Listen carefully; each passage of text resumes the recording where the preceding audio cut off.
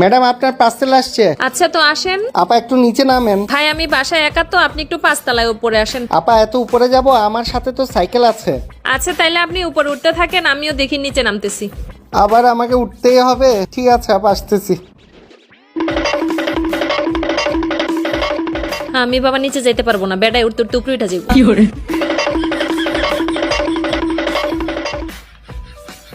ওই রে চলে আসছে।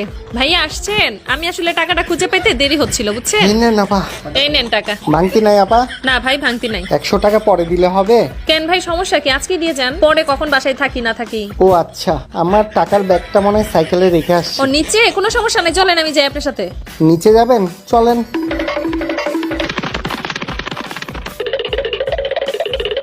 আরে আপা, মানি ব্যাগটা তো পকেটে, দেখছেন কি ভোলা মন। এই লন আপনার 100 টাকা। নেন টাকাটা নেন।